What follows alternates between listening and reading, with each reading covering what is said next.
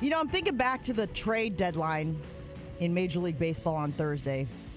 And I'm thinking about how, Joshy, I heard you say on Friday, you were questioning this organization's commitment to winning a World Series because they didn't go out and get a bat. I think it's fair to ask you the question this morning. Have you changed your mind after the offensive performance the Brewers put on this weekend against, albeit the Nationals, but I believe the number I saw was 56? Is that correct? 56 hits in a 3-game span. They now have a run differential of plus 119 in Major League Baseball after starting the year minus 32. That is first in the league. Do you feel like this team has the offensive firepower it needs to make a run, Joshy? I certainly think the Brewers are a very good team. I also think they are not far away from disaster, not far away from a few things regressing and the Brewers having some real challenges scoring runs. I think Jackson Chourio, Sale Frelick, we saw Miz go on the IL. Like, all these things are coming to a point here where the Brewers are winning at this point like 70% of their games. That's not a thing that really can translate. Teams don't win like that throughout the course of the season. I still think they're a good team. I still think they're a playoff team. But when it comes down to the playoffs, I still think another bat would have been integral to this team truly being elevated to one of the top-tier teams. Because if you look at the odds at 𝘃𝘃𝘃, they have the 8th or 9th best odds. If you look at PECOTA, which does the standings and the projections for the rest of the season, the Brewers aren't finishing based on projections as they're like a top 3 team, but not the best team in baseball. So I think this is great, and I think you're getting yourself an advantage and improving your chances. But I still think when push comes to shove, the Brewers are going to be in positions against some teams that are really deep and really good that in a 7-game series will be able to edge their way out. Well, let me ask you this. Is there a concern that they're peaking too early? Because I talk about it in football. Yeah. Like when we went through our Super Bowl thing, we lost a game to Dallas. I think it was Dallas. And then we go to St. Louis, played like crap. You lost to Dallas and Kansas City. In Kansas City. You lost to back-to-back games, breaking your good teams don't, lose back-to-back games rule. So we went to a bad team in St. Louis, played them. First half was a train wreck. And we had the team meeting. There were probably 8 games left to win it all, and we sat down and said, now it's time to run. Can't lose a game. Let's run the... Is it too early? And then you won everything by double digits. Are they peaking too early? I mean, they're hot right now, but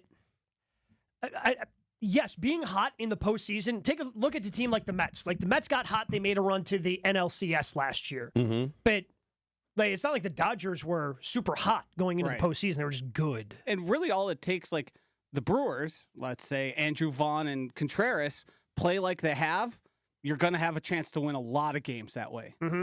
Now, you can't really predict those things because they could just pop up game 2 through the rest of the series. You just can't get Contreras out, or Vaughn keeps hitting home runs.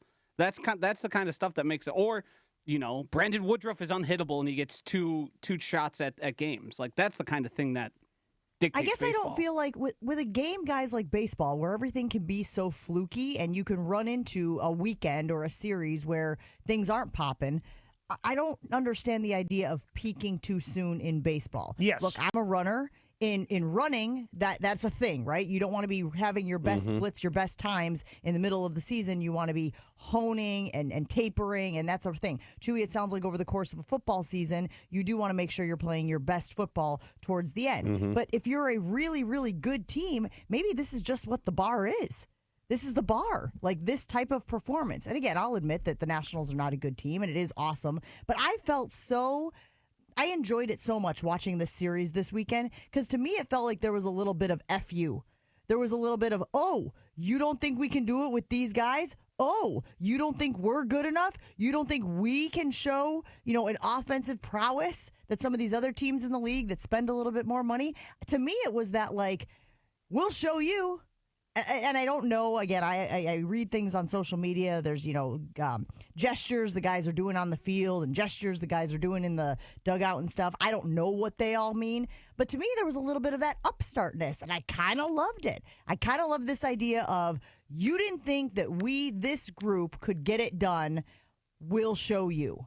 Anybody else feel that way when they were Well, watching okay, the cool. Brewers You this got it done weekend? against the Nationals. I guess, I mean, look, I don't want to downplay getting 56 hits in a series. It's awesome. But, like, it's one thing to be able to, like, talk your ish when it's against the Nationals. Now when you're playing the Phillies, the Mets, the Cubs for 5 games later, the Dodgers, the Padres. I mean, the Nationals have the second worst record in the National League behind the Colorado Rockies. It's the Rockies, and then it's the Nationals. They're not a very good team. So, like, yeah, you can get away with having the lineup that there were a lot of people going, what the hell is this lineup on Saturday? That featured Lockridge and Ortiz. And Ortiz is hot right now, too, which is certainly helping things. But this Brewers team is beat up. Like, they need, if they want to make a significant run, they need the guys that are beat up to be healthy late in the season. They need Miz to be healthy. They need Jackson to be healthy. They need Sal to be healthy. Would it shock you to think that Pat Murphy used that as a strategy?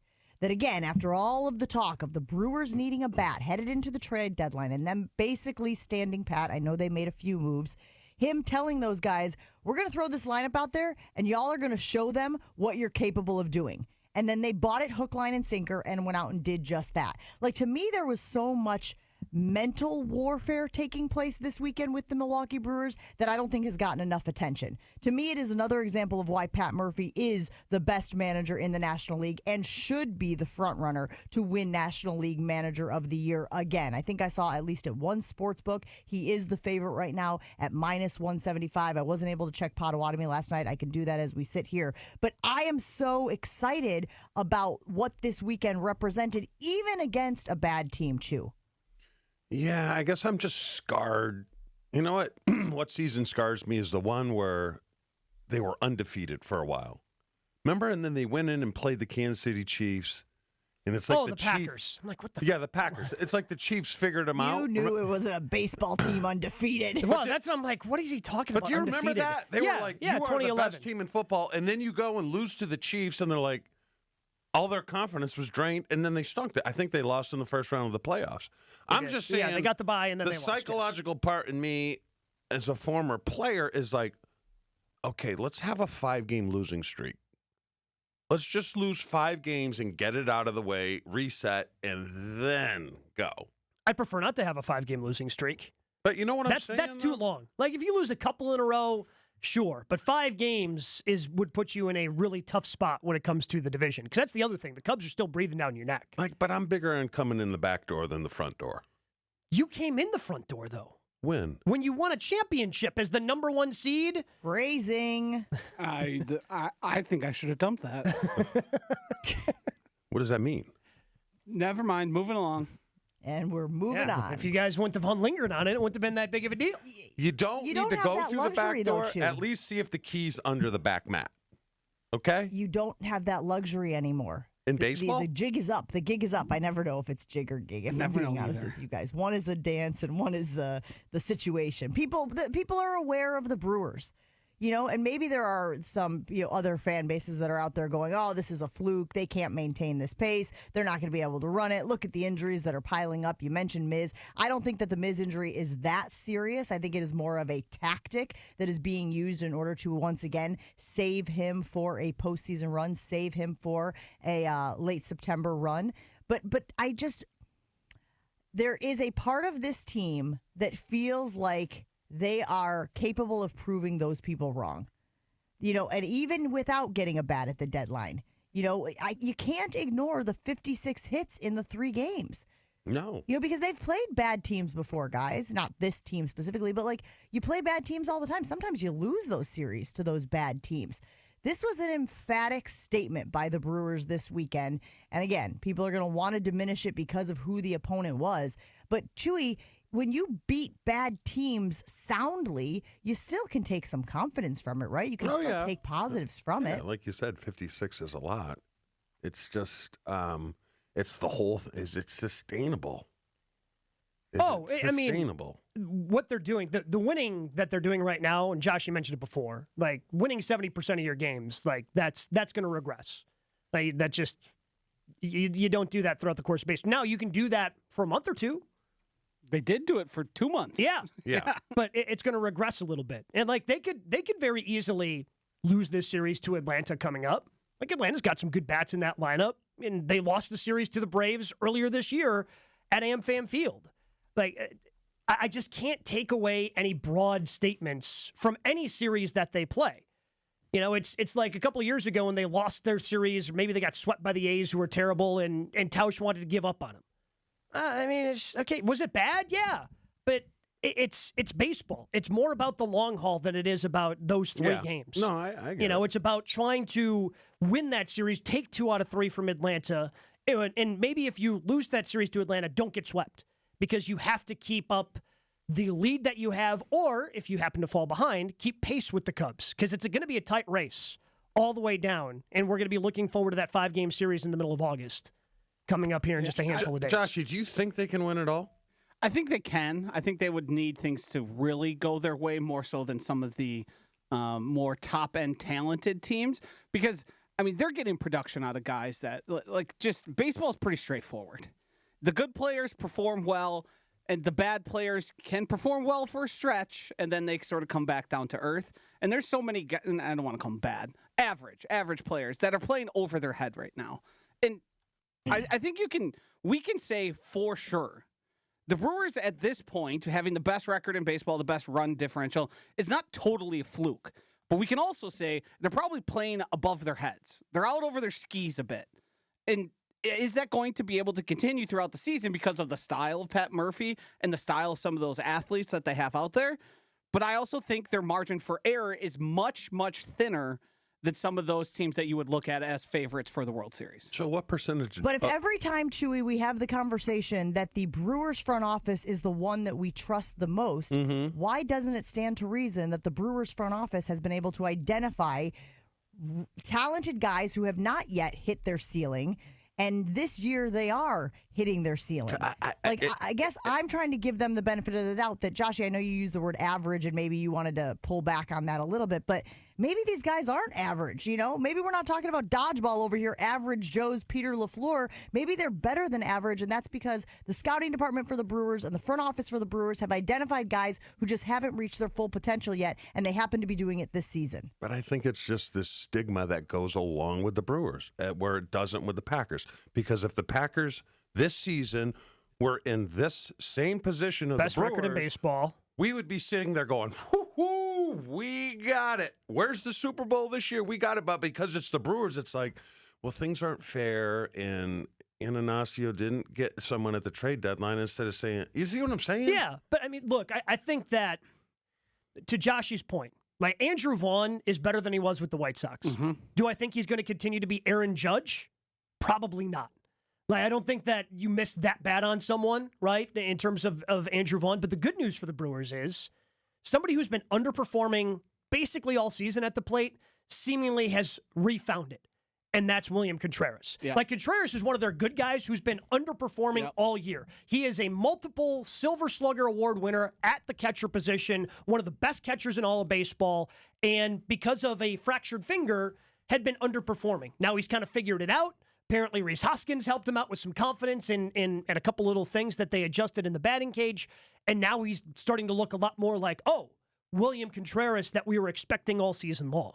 Like, the fact that he still doesn't have double-digit home runs, shocking for someone who's been so good for the Brewers. So while some of these guys could potentially regress to the mean, that also means that now we're starting to see William Contreras play like the player we're expecting to be, and he can pick up some of that slack that may fall off if Vaughn cools off. Okay. I just think we have restrictor plates on when we come to the Brewers. Yeah, because... Are you saying you want to take them off? You want to take Yes, I want them off. Yes. I'll take them off with you. Yeah. I think we should be saying, hey, why not us? We're as good as anyone, instead of like, oh. Well, That's what I was because, saying before the trade deadline. I mean, the division is just such a tight race, right? Like, there's a real chance that the Brewers finish with the second best record in the National League and don't get a bye because they're hosting a wild card series. And crazy things happen in those wild card series over the course of 3 games. That's what's so tough. obvious, Gabe. Every time you talk about this, that wild card series is a boogeyman for you. And I'm not saying you're alone in that. I think that there's a lot of Brewers fans who feel that way, but like you're very concerned about having to be in that wild card series because of the way the Brewers have played and performed in it in the past. It's not specifically a Brewers thing. it's specifically a baseball thing. Like, as talented as the Dodgers are, like, the Dodgers have the most talent in all of baseball because they spend the most. Mm-hmm. They can easily lose 2 out of 3. Easily. Yeah. Lose 2 out of 3 to a good team because that's all that's left in the postseason at that point. That's why everybody wants to avoid that. Weird, fluky things. The longer the series goes, the better that is for the good teams. The shorter series, the better it is for the teams that are worse because they might get, a Joey Ortiz, their number 9 guy might run into a baseball in game 2 of that series, hit one out of the ballpark, and, well, that's it. Season's over. Like, it's just such a short series for any team. I would want to avoid that because weird, random things happen in baseball more than they happen in any other sport. Hey guys, it's Jen from Jen, Gabe, and Chewy. Thanks for watching our clip. I'm sure it was super informative and educational. I'm just kidding. I love those knuckleheads. And we do it live every Monday through Friday from 7 to 9 a.m. on 94.5 ESPN Milwaukee. Make sure that you like and subscribe and hit that notification bell so that you get informed anytime we drop new content.